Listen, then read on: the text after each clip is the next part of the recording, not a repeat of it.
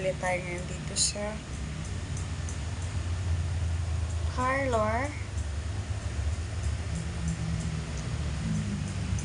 Ang aga ko kasi naghatid ako sa anak ko.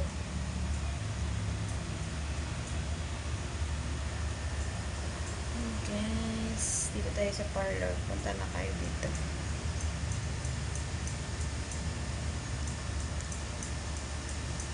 Magpa-parlor na kayo sa Obsession. Guys, ayan, parlor na. Diba? Wala pang customer. Ako pa lang yung customer.